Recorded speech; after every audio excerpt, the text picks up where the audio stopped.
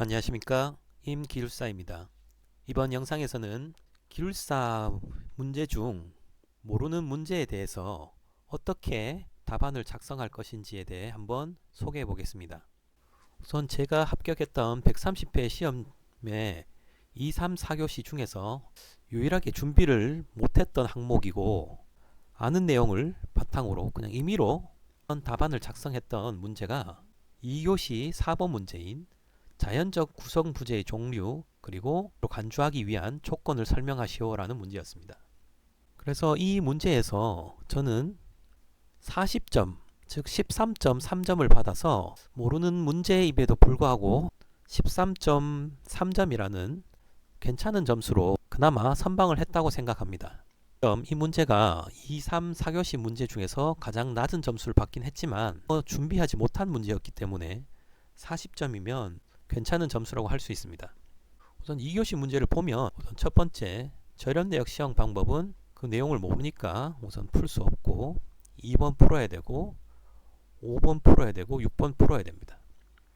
3번, 4번 중에서 이제 한 문제를 선택해야 되는데 전력 감시 제어 설비에 대해서 준비한 내용이 없어서 이제 제가 그나마 쓸 수 있는 자연적 구성 부재 이 문제를 선택해서 답안을 작성했습니다. 그러면 답안을 작성했던 과정을 살펴보겠습니다. 우선 제가 알고 있는 사항을 한번 생각해 보면 첫 번째로 수레부 시스템에서 자연적 구성 부재가 될 수 있는 조건은 강철인 경우에 4T, 발화 위험이 없는 경우 0.5T로 수레부 시스템을 구성할 수 있습니다.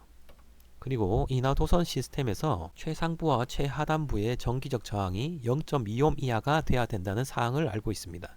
이 알고 있는 두 가지 사항을 바탕으로 답안을 작성해야 했습니다. 그래서 답안을 작성해야 되는데 이 알고 있는 두 가지 사항을 바탕으로 답안을 작성할 때 이 외에도 살을 붙여줘야 하기 때문에 답안을 작성하는 방법의 원칙은 논리적인 설명이 뒷받침되어야 됩니다. 논리적인 설명, 이미 알고 있는 두 가지 사항을 이용해서 답안을 작성했던 그 내용을 한번 살펴보겠습니다.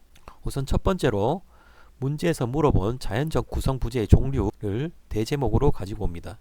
자연적 구성 부재의 종류는 이제 자연적 구성 부재가 될 수 있는 도전체들이 있다. 그리고 수레부는 난간, 인하도선은 철근, 철골 등이 해당될 수 있다. 그리고 접지극은 지중해 매설된 금속 배관 등이 자연적 구성 부재가 될 수 있다고, 그런 것들이 바로 종류가 될 수 있다고 설명을 해줍니다. 그리고 두 번째로 문제에서 물어본 자연적 구성 부재로 간주하기 위한 조건을 대제목으로 가지고 옵니다. 알고 있던 내용인 수레부 경우 강철은 4T, 0.5T 내용을 바탕으로 적고 이에 대한 살을 좀 붙여서 더 적어줍니다. 그리고 인하도선도 0.25 이하, 그리고 접지극 같은 경우에는 정확히 아는 내용은 없지만 접지극에서 필요한 내용들, 뇌격전류에 의해서 손상되지 않아야 된다. 그리고 부식 등이 발생하지 않아야 된다. 그리고 뇌격전류를 대지로 방류하기 위해서 낮은 접지 저항값이 유지돼야 된다. 이 내용들을 바탕으로 답안을 작성해 줍니다.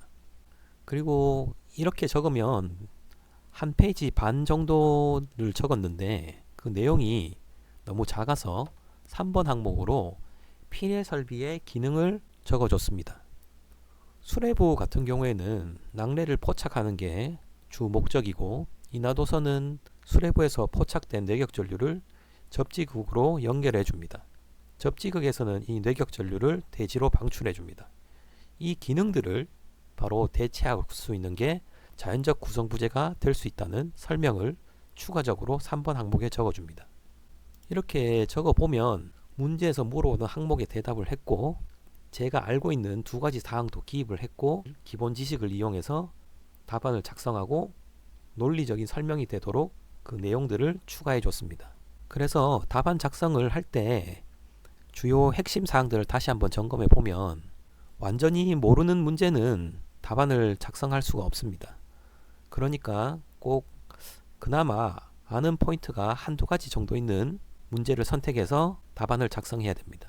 앞선 2교시 3번 문항처럼 전력 감시 제어 설비는 쓸 수 있는 내용이 거의 없었습니다.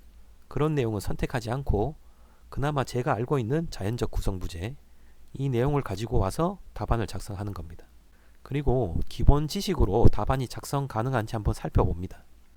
접지극 같은 경우에는 손상이 없어야 된다, 부식이 없어야 된다, 그리고 낮은 접지 저항 값을 유지해야 한다. 이 세 가지 항목들이 저희가 접지극을 공부할 때 일반적으로 요구되는 사항이니까 이 내용들을 활용해서 답안을 작성합니다.